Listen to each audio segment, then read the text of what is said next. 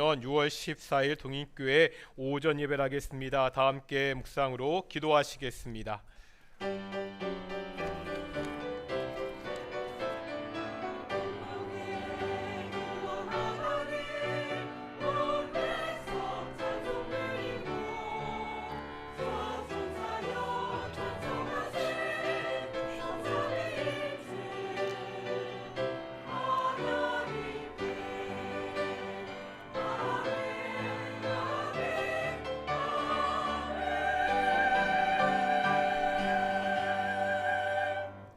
사도신경으로 우리의 신앙을 고백하겠습니다. 나는 전능하신 아버지 하나님 천지의 창조주를 믿습니다. 나는 그의 유일하신 아들 우리 주 예수 그리스도를 믿습니다. 그는 성령으로 잉태되어 동정녀 마리에게서 나시고 본디오 빌라도에게 고난을 받아 십자가에 못 박혀 죽으시고 장사된 지 사흘 만에 죽은 자 가운데서 다시 살아나셨으며 하늘에 오르시어 전능하신 아버지 하나님 우편에 앉아 계시다가 거기로부터 살아있는 자와 죽은 자를 심판하러 오십니다. 나는 성령을 믿으며 거룩한 공교회와 성도의 교제와 죄를 용서받는 것과 몸의 부활과 영생을 믿습니다. 아멘. 찬송가 21장 함께 찬양하시겠습니다. 찬송가 21장입니다.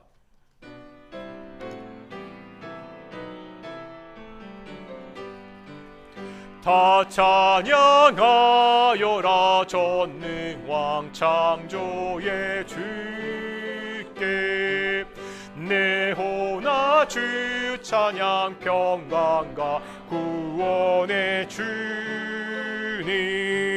성도들아 주 앞에 이제 나와 즐겁게 찬양하여라 다 찬양하여라 놀라운 만유의 주께 포근한 날개 밑을 품어 주시는 주님 성도들아 주님의 뜻 안에서 내 소원 다 이루리라 다 찬양하여라 온 맘과 마음을 바쳐 이 세상 만물이 주 앞에 다 나와 찬양 성도들아 기쁘게 소리 높여 영원히 찬양하여라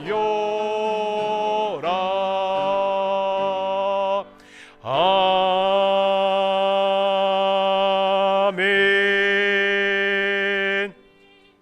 성시 기도하겠습니다. 우리 교동문 13번 10편 23편 우리 주보 순서지 가운데도 있습니다. 함께 교독하시겠습니다. 여호와는 나의 목자시니 그가 나를 푸른 풀밭에 누이시며 내 영혼을 소생시키시고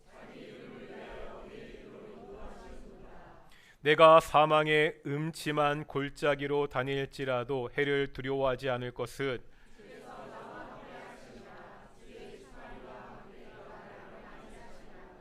주께서 내 원수의 목전에서 내게 상을 차려주시고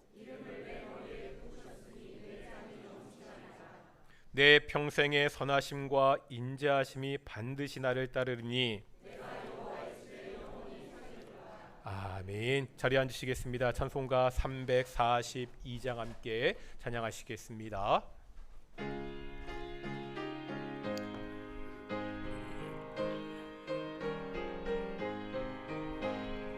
너 시험을 당해 죄 짓지 말고 너 용기를 다해 곧 물리치라 너 시험을 이겨 새 힘을 얻고 주 예수를 믿어 늘 승리하라.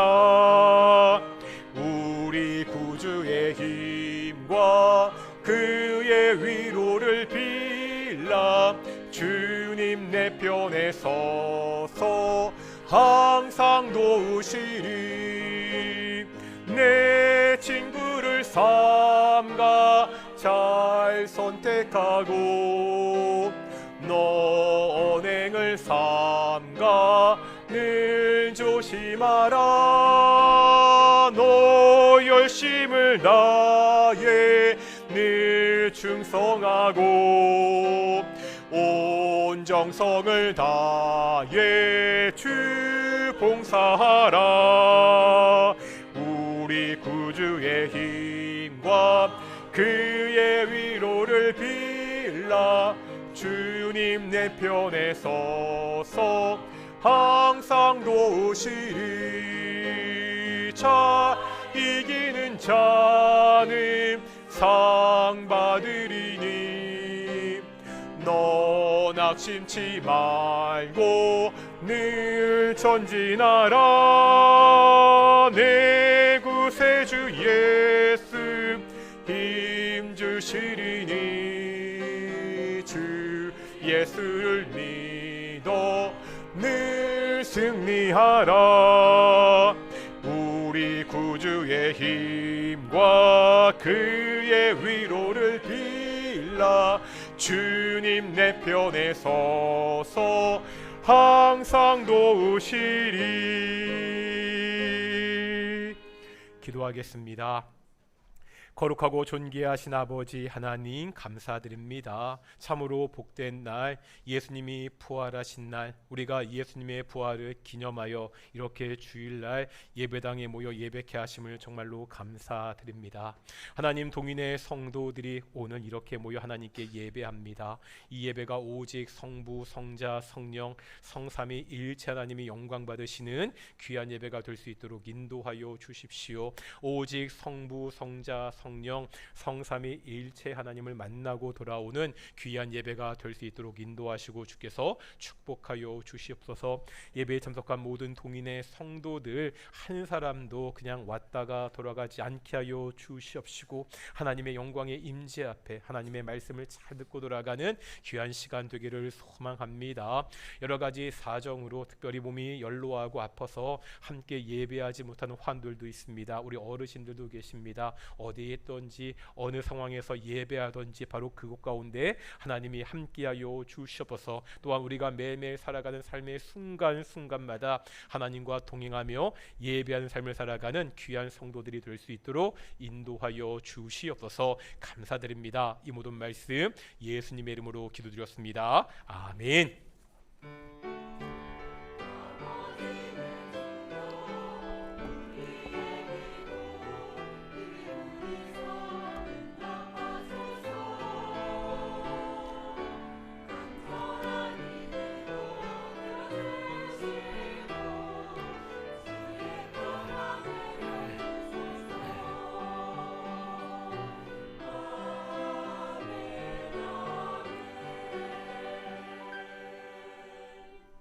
함께 말씀 보겠습니다. 요한복음 15장의 말씀입니다. 요한복음 15장 18절부터 27절까지 말씀입니다. 우리가 계속해서 요한복음 14장부터 시작되는 예수님의 다락방 설교를 보고 있습니다. 오늘은 15장 18절부터 27절까지 말씀 교독하시겠습니다. 제가 먼저 18절 말씀 읽겠습니다. 세상이 너희를 미워하면 너희보다 먼저 나를 미워한 줄을 알라.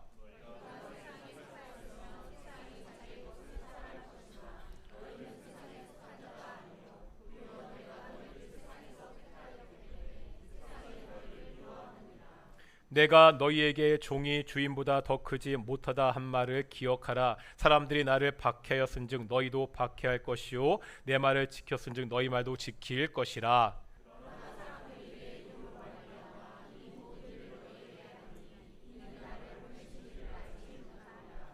내가 와서 그들에게 말하지 아니하였더라면 죄가 없었으려니와 지금은 그 죄를 핑계할 수 없느니라. 내가 아무도 못한 일을 그들 중에서 하지 아니하였더라면 그들에게 죄가 없었으려니와 지금은 그들이 나와 내 아버지를 보았고 또 미워하였도다.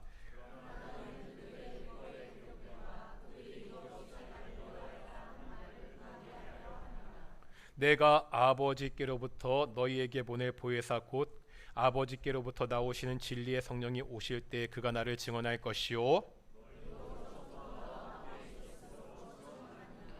아멘. 이 시간 우리 갈리 찬양대 찬양과 함께 영광 돌리시겠습니다.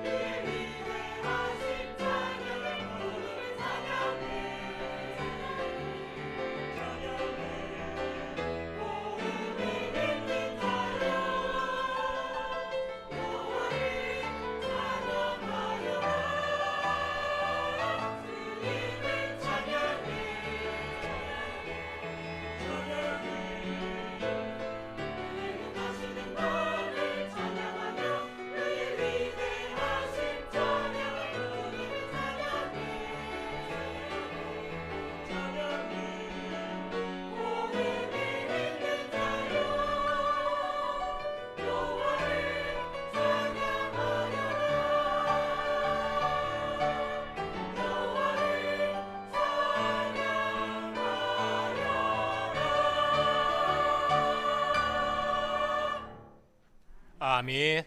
오늘도 찬양 감사합니다. 또 감사한 거 오늘부터 우리 지난주에 등록하신 우리 박상준 집사님, 정혜진 권사님 함께 찬양대 주셔서 정말로 감사드리고요. 저희가 좀 고민하는 게 장로님이랑 시설부랑 상의해서 성과대 자석을 좀 늘리려고 합니다. 그래서 예전보다 성과대 하신 분들이 조금씩 늘어나서 우리 성과대 자석을 좀 늘리려고 하니까 그동안 자석이 좁아서 못하겠다고 핑계대셨던 분들 중에서 나도 하고 싶다는 분들은 언제든지 하셔가지고 우리가 예배 시간에 우리가 찬양으로 하나님께 영광 돌리는 그런 공동체가 되었으면 좋겠고요. 올해 들어서 처음으로 본당 에어컨을 풀로 틀었거든요. 우리 여기는 안 틀어요. 여기는 한 7월달, 8월달 돼야 트는데 너무 덥다고들 하셔가지고요. 또 찬양대가 또 가운까지 입고 있으니까 항상 말씀드리지만 이게 사람마다 온도를 느끼는 게 다르셔서 항상 고민입니다. 근데 지금도 여전히 막 덥다고 이렇게 부채질하신 분들이 계시기 때문에 좀 추위에 민감하신 분들은 항상 말씀드리지만 주일날 이제 교회 오실 때는 꼭 위에 덮을옷을 꼭 가지고 오시고, 더위를 못 참는 분들은 이게 어떻게 방법이 없으니까 좀 내가 추위를 좀 약한 분들은 꼭 이렇게 덮을 거를 이렇게 입고 오실 거를 갖고 오셨으면 좋겠습니다. 우리 앞뒤 좌우들과 인사하겠습니다. 하나님이 우리와 함께 하십니다. 오늘도 우리 하나님의 영광의 임재가 함께하는 귀한 예배가 되기를 축원합니다. 미움받을 용기라는 책이 있습니다. 이런 책이거든요. 한번 보셨는지 모르겠는데 알프레드 아들러의 심리학을요, 철학자와 청년의 대화 형식으로 쉽게 풀어낸 우리나라에서도 굉장히 많이 팔린 베스트셀러입니다. 이 책이 전하는 메시지는 이렇습니다. 타인의 시선에서 벗어나서 진정한 내 삶의 주인이 되라, 이것입니다. 이 책에서 말하는 미움받을 용기는 모든 사람에게 인정받으려 하지 말고 옳다고 믿는 삶을 살다가 누군가에게 미움을 받을 수도 있다는 사실을 받아들일 용기를 말합니다. 이 책은 심리학에 대한 책입니다. 그런데 이 책의 제목을 우리 성도들에게도 적용해 볼 수 있습니다. 성도는요, 이 세상에서 미움받을 용기가 있어야 됩니다. 오늘은 바로 이 미움받을 용기에 대해서 한번 살펴보겠습니다. 오늘 본문 18절 보실 텐데 예수님이 제자들에게 말씀하고 있죠. 오늘 본문 18절 한번 보여주시겠습니까? 18절 읽겠습니다. 시작.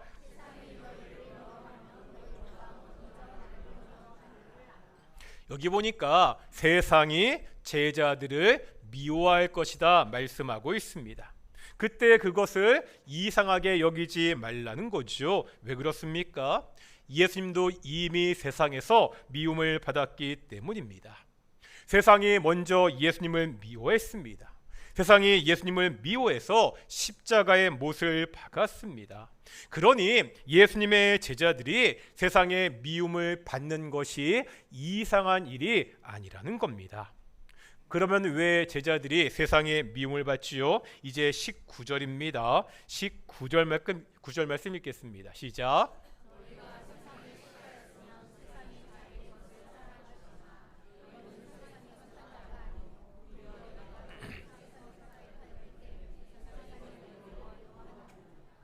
이유가 뭐라고요? 제자들이 세상에 속하지 않았기 때문입니다. 제자들이 세상에 속하였으면 세상은 자신의 것인 제자들을 사랑했을 것입니다. 하지만 예수님의 제자들은 세상에 속한 자들이 아닙니다. 예수님이 제자들을 세상에서 택하셨기 때문입니다. 그러니 세상이 제자들을 미워한다고 말씀하고 있습니다. 여기서 한번 그동안 보았던 예수님의 말씀의 흐름을 살펴볼 필요가 있습니다. 예수님은요, 포도나무시고 우리는 그 가지입니다. 우리는 예수님 안에 거해야 살아갈 수 있는 존재입니다. 그러면 우리가 어떻게 예수님 안에 거할 수 있지요? 예수님의 계명을 지키는 자가 예수님 안에 거하는 사람이라고 말씀하십니다. 그러면 이제 우리가 지켜야 되는 예수님의 계명은 무엇입니까? 복음서에 보면 예수님이 말씀하신 수많은 계명들이 있습니다. 그 중에서 요한복음 15장에서 예수님이 특별히 강조하신 계명이 있다고 말씀드렸습니다. 어떤 계명이죠? 12절에도 나오고요. 오늘 본문 바로 앞에 있는 17절에도 반복해서 말씀하고 있습니다. 뭐 하라고요? 서로 사랑하라. 어떻게 이렇게 서로 사랑할 것을 강조하시고 그 다음에 제자들이 세상에서 미움을 받을 것을 말씀하고 있습니다. 지금요, 서로 사랑하는 것과 미움을 받는 것이 이어져 있습니다. 이 둘이 어떻게 연결되지요? 우리가 서로 사랑하는 것이 세상에 속하지 않고 예수님께 속했다는 증거이기 때문입니다. 요한복음 15장에서 예수님이 서로 사랑하라고 하실 때 이것은 그저 감정적인 사랑이 아닙니다. 내가 좋아할 만한, 사랑할 만한 사람을 사랑하는 것이 아닙니다. 예수님은요, 서로 사랑하라고 하시면서 그 모델을 먼저 말씀하십니다. 뭐라 말씀하시죠? 내가 너희를 사랑한 것 같이. 누가 이 사랑의 모델이라는 거예요? 예수님이 이 사랑의 모델입니다. 예수님이 우리를 어떻게 사랑하셨습니까? 우리가 지난주에 이 사랑에 대해서 자세하게 보았습니다.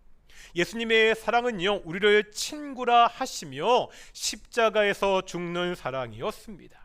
우리는요, 예수님의 친구가 될 만한 아무런 조건도 자격도 없던 사람들이었습니다.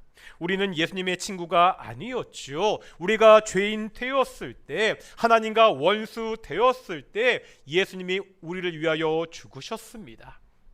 예수님의 사랑은 죄인을 위해 대신 죽는 사랑입니다. 원수를 사랑하는 사랑입니다. 하나님이 아들이요 피조물을 위해서 대신 죽는 사랑입니다. 바로 이 사랑으로 우리가 서로 사랑해야 됩니다. 그런데요, 이러한 사랑이 세상에 위협이 된다는 거예요. 세상의 가치관과 다르기 때문입니다. 세상은요, 자기의 이익을 위해 살 것을 요구합니다. 적자 생존의 법칙을 기반으로 이 세상의 구조가 짜여져 있습니다. 잘난 사람은 성공하고 조금 못한 사람은 도태되는 것이 마땅하다는 그러한 구조입니다. 이렇게 돼야 기존의 기득권을 가진 사람들이 편하지요. 더 많은 이익을 볼 수가 있기 때문입니다.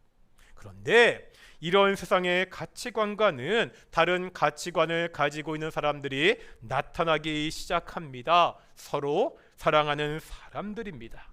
다른 사람을 위해서 자신을 양보하고 손해보는 사람들입니다. 이런 사람들 때문에 기존의 사회 체계가 도전을 받습니다. 야교 강식의 사회 구조에 균열이 생기기 시작합니다. 이러니요, 세상이 이런 사람들을 그냥 두지 않습니다. 자신들이 가지고 있는 그 가치관과 다르게 사는 사람들을 미워하기 시작합니다. 예수님이요, 세상에 미움을 받은 것이 이런 이유 때문이었습니다. 예수님은 당시 사람들의 인기를 한 몸에 받을 만한 조건을 가지고 있었습니다.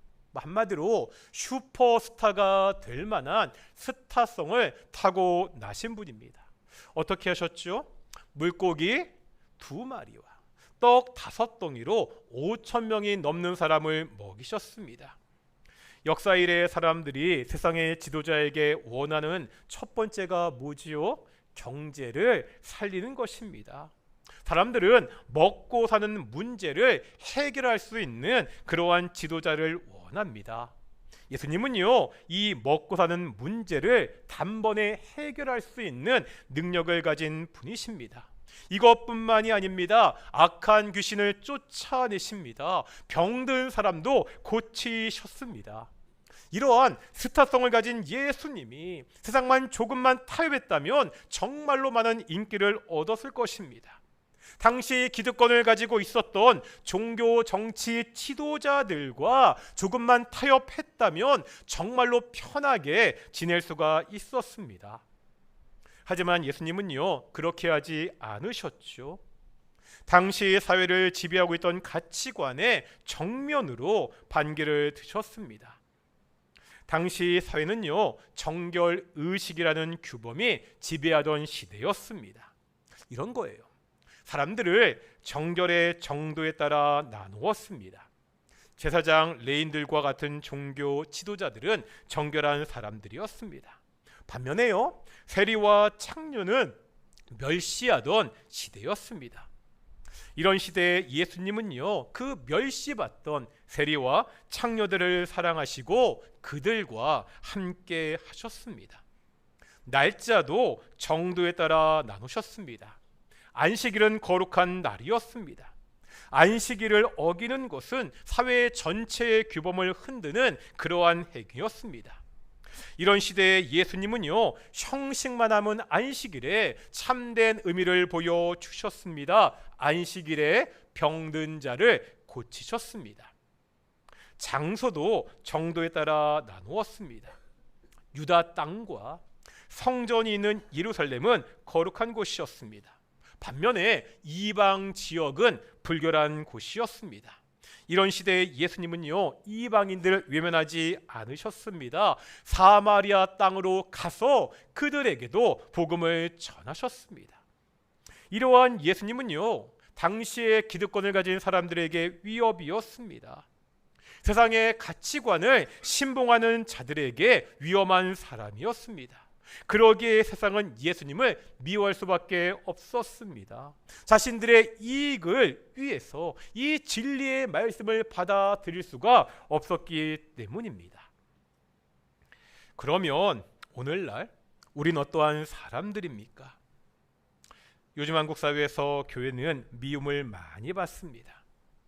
오늘날 한국 교회가 사회에서 욕을 먹는 것은 한국 교회의 잘못이 분명히 있습니다.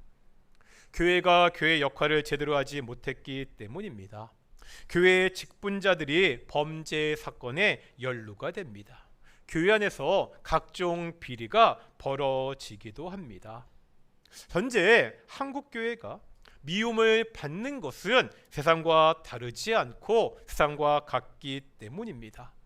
교회가 세상의 가치관을 따르기 때문입니다. 이것은 교회가 반성해야 됩니다. 이런 일로 교회가 세상에서 미움을 받으면 안 됩니다. 하지만 한편으로 교회는 세상에서 미움을 받아야 됩니다. 지금의 모습과는 다른 이유로 미움을 받아야 됩니다. 왜 미움을 받아야 되죠? 세상과 다르게 살기 때문에 미움을 받아야 됩니다. 세상의 가치관을 따라 살지 않기 때문에 교회는 미움을 받을 수 있습니다. 우리는 어떤 사람들이죠? 19절 말씀 다시 한번 보실까요? 19절 말씀 보시면 하반절에 이런 말씀이 있거든요. 위에 19절 말씀 하반절 이런 말씀이 있습니다. 너희는 세상에 속한 자가 아니요 도리어 내가 너희를 세상에서 택하였기 때문에 세상이 너희를 미워하느니라. 우리가 세상에 속한 자가 아니라고 말씀하고 있죠. 이유가 뭐라고요? 예수님이 세상에서 택하셨기 때문입니다. 이 택함을 받은 사람들이라는 것을 다른 번역 성경을 보면 이렇게 번역합니다. 공동 번역은요, 내가 세상에서 가려낸 사람들이기 때문에, 표준 세번역은 내가 너희를 세상에서 가려 뽑았으므로 이렇게 번역합니다. 우리는요, 세상에서 가려 뽑힌 사람들이다 말씀하고 있습니다. 이 말은요, 교회의 의미와 같습니다. 예전에 한번 말씀드린 적이 있는데, 이 우리가 흔히 사용하는 교회라는 말을 원어인 헬라어로 뭐라 그러죠? 에클레시아, 이렇게 부르고 있습니다. 이때 이 에클레시아는 합성어입니다. 이렇게 되어 있거든요. 두 단어가 합쳐진 거예요. 에크라는 말과 어떤 말, 갈레오란 말이 이렇게 합쳐진 말입니다. 여기서 에크는 밖으로 이런 의미를 가지고 있습니다. 칼레오는 콜, 부르다는 그러한 의미를 가지고 있습니다. 그러면 에클레시아는 어떤 뜻이 되죠? 밖으로 부른 사람들, 밖으로 부름을 받은 사람들이 바로 에클레시아 교회입니다. 교회는요, 밖으로 불러서 따로 뽑은 사람들입니다. 세상에서 예수님이 따로 택하여 모은 그 사람들의 모임이 바로 교회입니다. 우리는 세상에 살고 있지만 세상에 속한 사람들이 아니라는 거예요. 이 땅에 발을 딛고 있지만 하늘에 속한 사람들입니다. 그러면 우리가 어느 나라 법을 따라야 됩니까? 제가 오랫동안 여러 나라 배낭여행했다는 이야기를 자주 드리죠. 어떤 나라는요, 그 나라에 입국하기 위해서는 비자를 받아야 됩니다. 제 여행 경로 중에 이란이 있었습니다. 지금은 전쟁으로 이 이란이 여행하기가 굉장히 힘들지만 이란은요, 여행지로서도 굉장히 매력적인 나라입니다. 제가 이란에 가기 위해서 시리아의 다마스커스에 있는 이란 대사관에 가서 비자를 신청해야 됐습니다. 제가 당시 시리아를 여행할 때 혼자가 아니었습니다. 요르단에서 만났던 한국인 부부와 같이 여행하는 중이었습니다. 이 부부도 이란 여행을 준비하고 있었기 때문에 같이 이란 대사관을 방문했습니다. 이란 대사관에 들어가면은요, 이란 법을 따라야 됩니다. 근데 이게 문제입니다. TV에서 많이 보셨잖아요. 이란에서 여자들은 반드시 머리에 히잡을 써야 됩니다. 문제는요, 이 규정이 외국인에도 똑같이 적용이 됩니다. 외국인이더라도 여자들은 외출할 때 반드시 히잡을 써야 됩니다. 그렇지 않으면 벌금을 묻고 추방을 당하게 됩니다. 현재 있는 곳은 시리아입니다. 시리아는 이렇게 엄격하지 않습니다. 외국 여성들은 히잡을 쓰지 않아도 됩니다. 하지만 이란 대사관에 들어갈 때 같이 갔던 한국 여자분은 그 안에서 히잡을 쓰고 있어야 됐습니다. 이유가 뭐죠?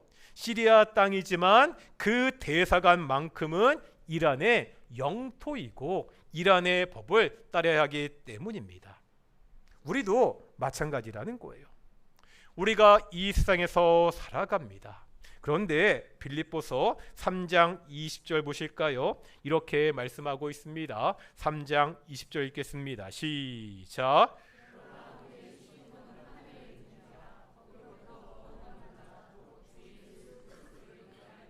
아멘.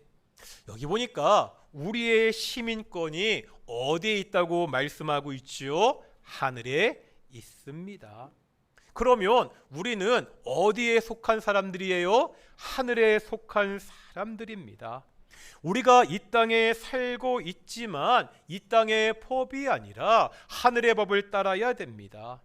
시리아 땅이지만 이란 대사관에서 이란 법을 따른 것과 같습니다. 지금 우리에게는 어느 나라 법이 우선입니까? 나는 지금요, 어느 나라 가치관을 가지고 따르며 살아가고 있습니까? 이 땅의 가치관입니까? 하늘의 가치관입니까? 열왕기상 18장 21절 보실 텐데 함께 읽겠습니다. 시작.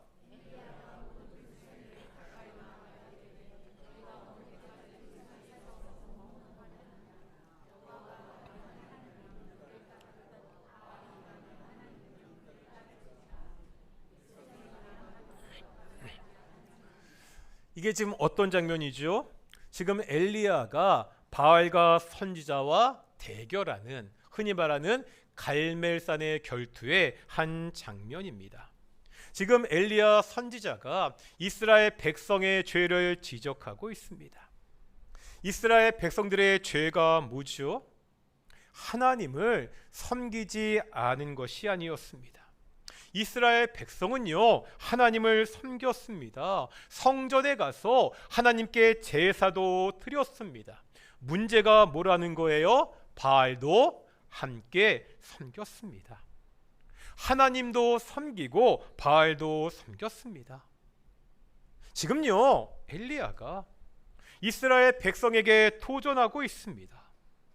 여호와가 하나님이면 여호와를 쫓고, 바알이 너희 신이라고 생각하면 하나님 말고 바알을 쫓으라는 거죠. 둘 사이에서 더 이상 머뭇 하지 말라고 도전하고 있습니다. 어떻습니까? 우리 역시 하나님과 세상 사이에서 머뭇 하지는 않습니까? 분명 하늘의 시민권을 가지고 있는데 세상에 속한 사람처럼 살고 있지는 않습니까? 세상의 눈치를 보면서 세상이 원하는 것을 적당히 해주면서 그렇게 만족하며 살고 있지는 않습니까? 우리가요, 세상의 가치관과 다르게 살 때 세상은 우리를 미워합니다. 그러기에 고난이 닥칩니다. 이 고난은요, 예수님이 먼저 당하셨습니다. 그리고 예수님을 따랐던 많은 믿음의 선배들이 걸었던 길입니다. 히브리서 11장 36절부터 보면 우리 믿음의 선배들이 당했던 박해와 고난이 나오고 있습니다. 우리 38절까지 한번 읽어 보실 텐데요, 우리 믿음의 선배들이 어떠한 고난과 박해를 당했는지 함께 보겠습니다. 읽겠습니다. 시작.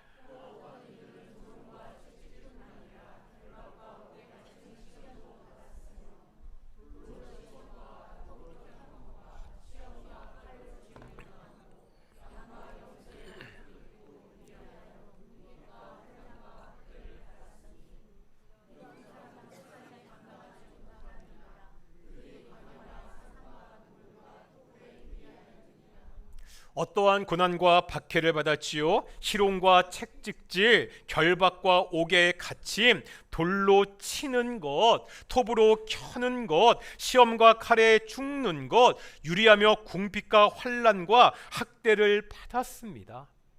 우리 믿음의 선배들이 악한 세상을 따라 살지 않고 믿음을 지키며 살기 때문에 겪었던 삶의 모습입니다. 그런데 38절 보시겠습니다. 38절에 보면 가로 안에 이런 구절이 있죠. 뭐라 말씀하고 있죠? 이런 사람은 세상이 감당하지 못하느니라. 이 구절을 원어 그대로 직역하면 세상은 그들에게 합당하지 않았다, 혹은 세상은 그들을 가질 만한 자격이 없었다, 이렇게 볼 수 있습니다. 여기서 직역의 핵심이 되는 단어는 악시오스라는 단어입니다. 이 단어는요, 고대 시장에서 저울을 달 때 양쪽 저울추의 무게가 똑같다, 여기에서 유래한 단어입니다. 이런 그림을 생각해 볼 수 있습니다. 저울 한편에 세상의 가치가 있습니다. 다른 저울 한편에는요, 믿음의 사람들의 가치가 있는 거예요. 이렇게 양편에 놓으면 이 저울이 수평이 되지 않는다는 겁니다. 이 믿음의 사람들의 가치의 무게를 세상의 가치가 감당할 수 없다고 말씀하고 있습니다. 이 세상이 믿음의 사람들을 품을 수가 없습니다. 이 세상이 우리 믿음의 사람들을 감당할 수 없다는 겁니다. 악한 세상에서 핍박을 받고 있는 성도들에 대한 하나님의 위로와 칭찬입니다. 지금 핍박받고 있는, 박해받고 있는 그 성도들이 문제가 아니라는 거예요. 이 믿음의 사람들을 수용하지 못하는 세상이 잘못된 것이라고 말씀하고 있습니다. 우리가 말씀대로 살면서 세상에서 어려움을 당할 수 있습니다. 예수님의 뜻대로 살기 때문에 손해를 볼 수 있습니다. 세상에서 미움을 받을 수 있다는 거예요. 하지만 하나님이 이런 우리를 다르게 평가하십니다. 세상이 감당할 수 없는, 이 세상이 품을 수 없는 나의 가장 존귀한 차라고 하나님이 우리에게 말씀하고 있습니다. 세상이 감당할 수 없는 사람, 그렇게 살 수 있는 힘은 어디서 나오죠? 이제 오늘 본문 26절 읽겠습니다. 26절입니다. 읽겠습니다. 시작.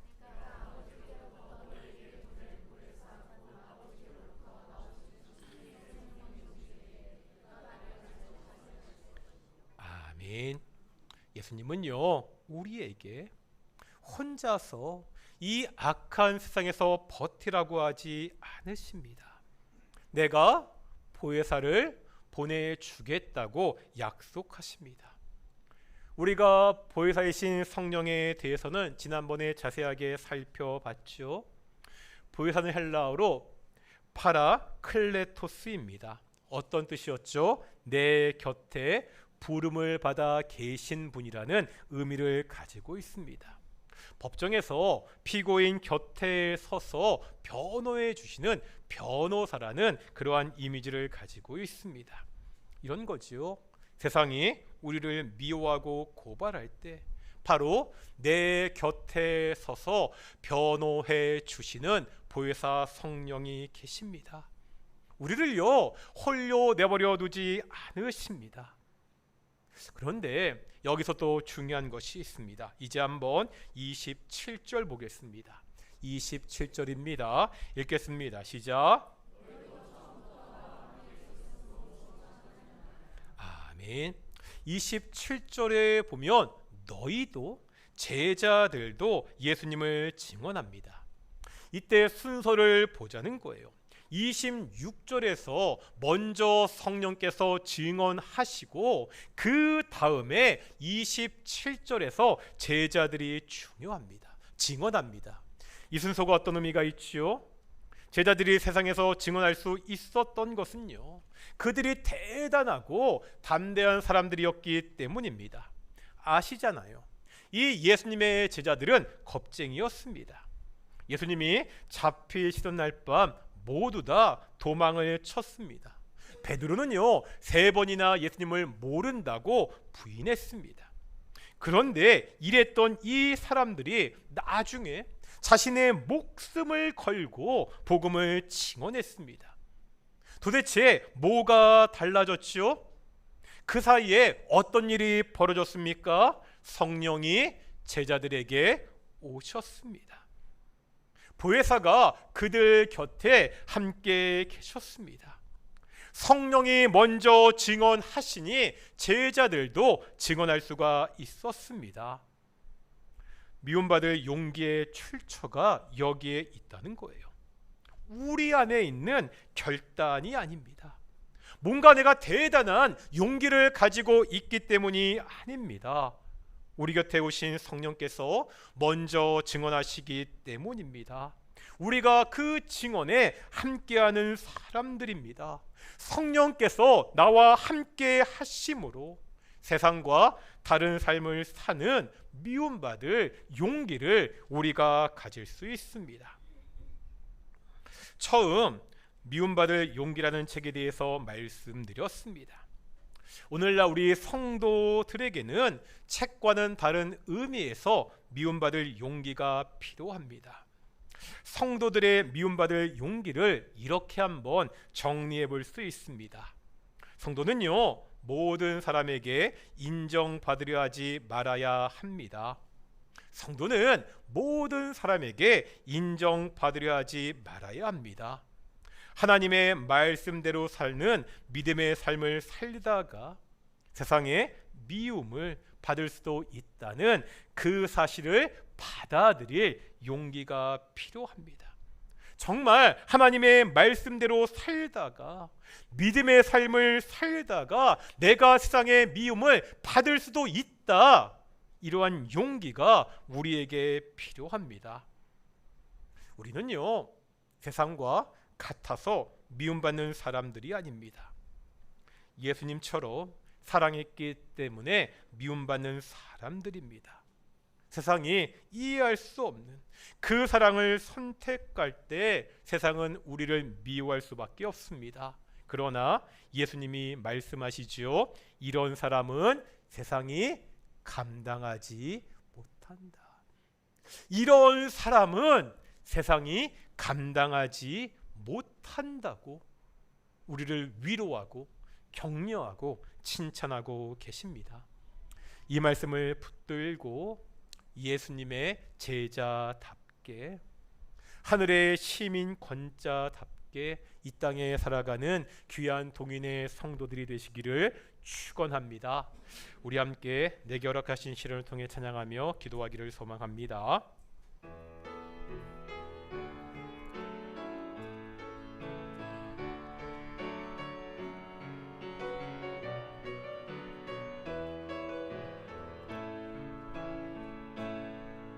내가 허락하신 시련을 통해 나의 믿음 더욱 강하게 자라나고 험한 산과 골짜기 지나는 동안 주께 더 가까이 나를 이끄시네. 내가 겪는 시험이 어렵고 힘겨워도 내 주님보다 크지 않네.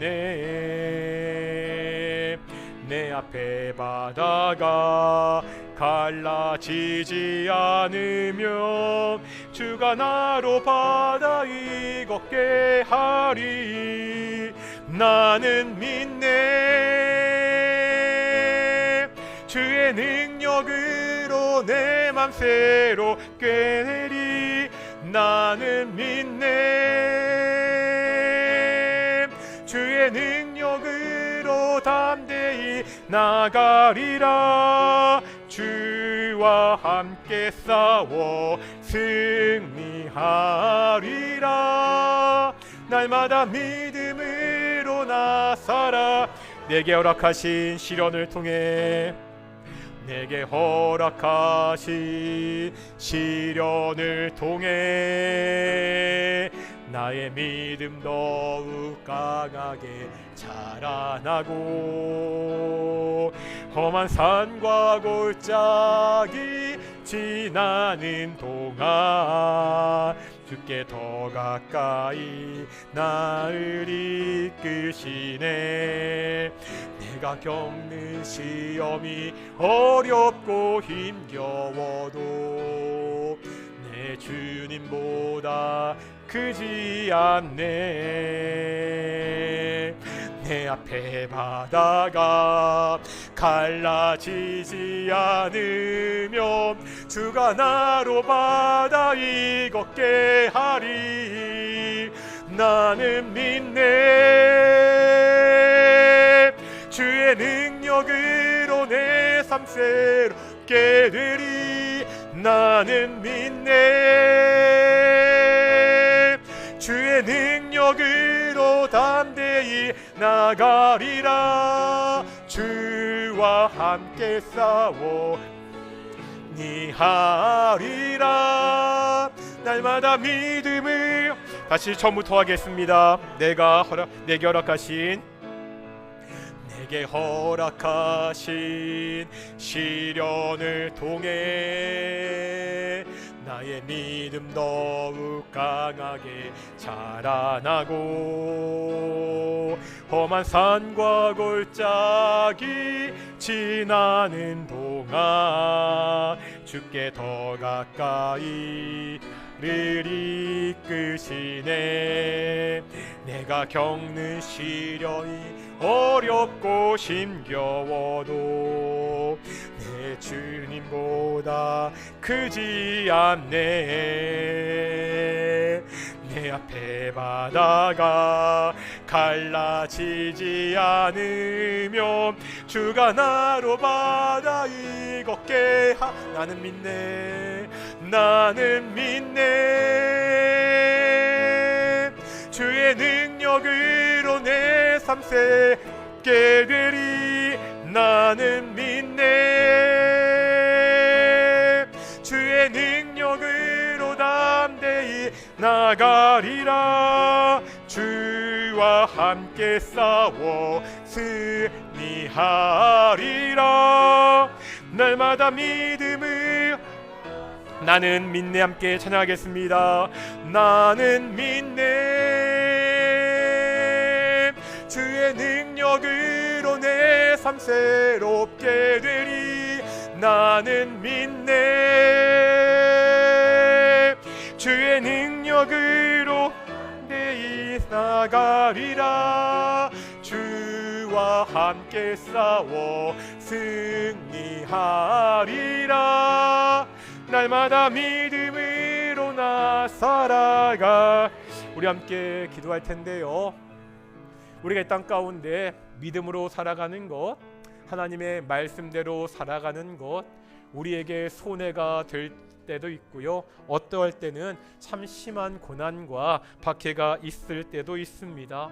그러할 때라도 우리에게 있는 그 시련과 고난이 우리가 믿는 그 예수님보다 결코 클 수가 없습니다. 비록 내 앞에 있는 그 출렁이는 바다가 갈라지지 않는다면 예수님께서 그 바다 위를 걷게 해 주신다고, 우리와 함께 통행하심으로 그 바다 위를 걷게 하신다고 그렇게 말씀하고 있습니다. 우리가 믿음을 가지고 미움받을 용기를 가지고 이 땅 가운데 그리스도 예수의 제자로 세상과 다르게 살아가는 성도들이 될 수 있도록 우리 함께 기도하기를 소망합니다. 함께 기도하시겠습니다. 거룩하고 존귀하신 아버지 하나님, 감사드립니다. 우리가 오늘도 주께 나와 이렇게 기도하게 하심을 정말로 감사드립니다. 거룩하고 존귀하신 아버지 하나님, 우리가 이 땅 가운데 미움받을 용기를 가지고 살아가는 귀한 성도들이 될 수 있도록 인도하여 주시옵소서. 오직 하나님의 말씀대로 살다가 이 땅의 가치관이 아니라 하나님의 가치관대로 살다가, 오직 하나님의 말씀대로 살다가 이 땅 가운데 미움받을 용기를 가지고 살아가는 귀한 성도들이 될 수 있도록 인도하여 주시옵소서. 오직 하나님을 의지하고 믿고 살아가는 성도들이 될 수 있도록 인도하여 주시옵소서. 우리가 이렇게 살아갈 때 성령께서 우리와 함께 해주심을 감사드립니다. 비록 내 앞에 바다가 갈라지지 않아도 우리가 오직 성령의 손을 꼭 붙잡고 그 바다 위를 걷게 하심을 정말로 감사드립니다. 우리가 보혜사 성령과 동행하며 그 바다 위를 한 걸음 한 걸음 걸어가는 귀한 성도들이 될 수 있도록 인도하셔 주시옵소서. 세상이 감당할 수 없는 자라는 그 칭찬과 그 격려와 그 위로를 받고 살아가는 귀한 동행성도들 될 수 있도록 인도하시고 주여 축복하여 주시옵소서. 하나님이 함께 하시고 하나님이 지켜주시옵소서. 동인의 성도들 가운데 하나님이 은혜를 부어주셔서 이 약한 삶 가운데 오직 하나님의 은혜 가운데 살아가는 귀한 성도들 있도록 인도하여 주시옵시고, 오직 하나님의 뜻대로 살아갈 수 있도록 인도하시고 그 용기를 가져갈 수 있도록 인도하시고 주여 함께하여 주시옵소서. 나는 믿네. 한번 다시 찬양하겠습니다. 나는 믿네. 주의 능력으로 내 삶 새롭게 되리. 나는 믿네. 주의 능력으로 담대히 나가리라. 주와 함께 싸워 승리하리라. 날마다 믿음으로 다시 한번 찬양하겠습니다. 나는 믿네. 나는 믿네. 주의 능력으로 내 삶 새롭게 되리. 나는 믿네. 주의 능력으로 담대히 나가리라. 주와 함께 싸워 승리하리라. 날마다 믿음으로 나 살아가리.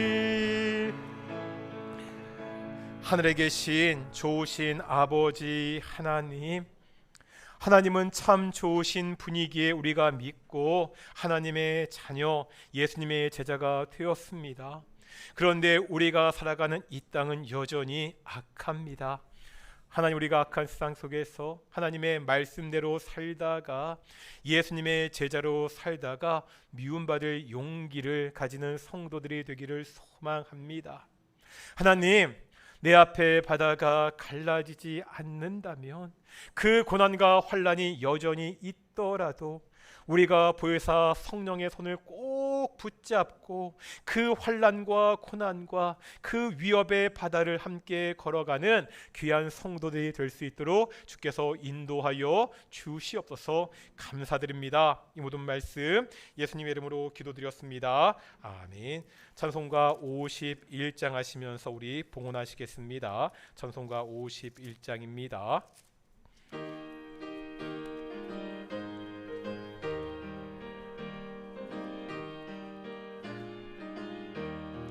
주님 주신 거룩한 날 기쁨으로 주 앞에 와 기도하며 찬양하며 주께 경배 드립니다.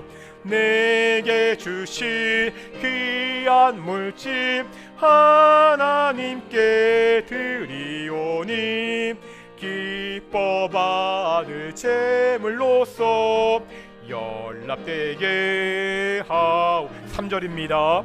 내가 받은 모든 것은 하나님의 선물이니 마음과 뜻 다하여서 겸손하게 드립니다. 주님 기뻐 받으시니 바치는 나 즐겁도다. 복의 근원 하나님께 영원토록 감사하리.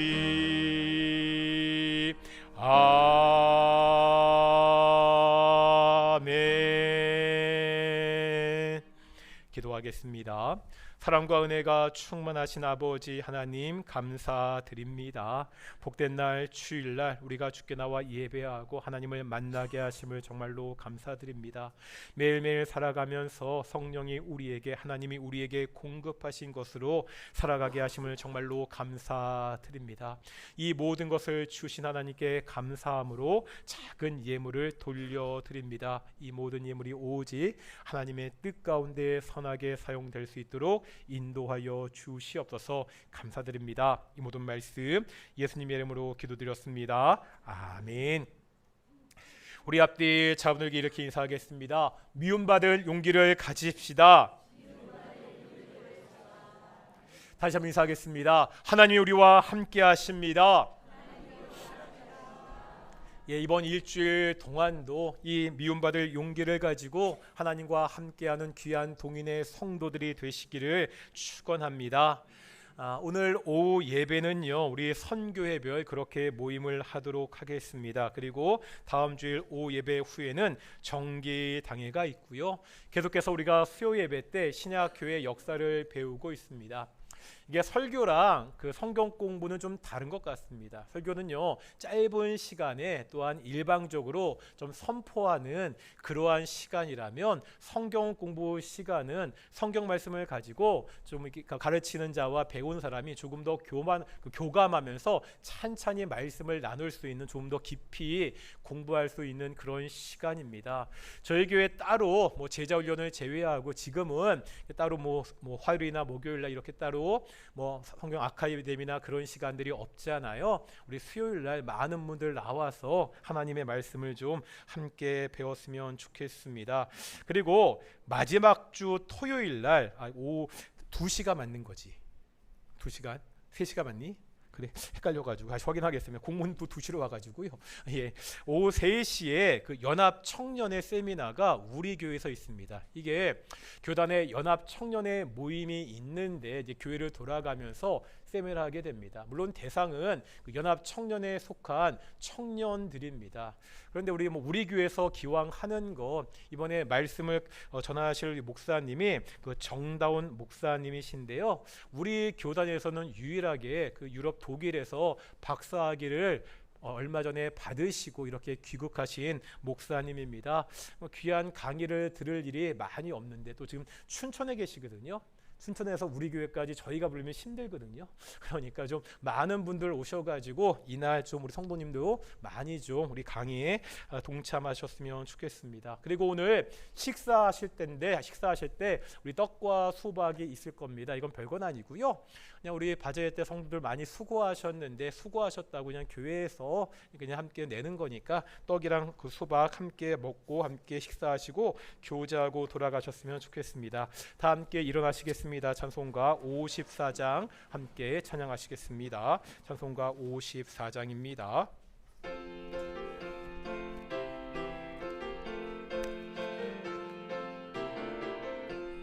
주여 복을 구하오니 편히 가게 하시고 사람마다 주 은혜로 이기도록 하시고 광야 같은 세상에서 항상 인도하소서. 주의 복된 말씀 듣고 무한 감사합니다. 구원받은 주의 성도 열매 맺게 하시며 하나님이 우리 우리 함께 항상 계시옵소서.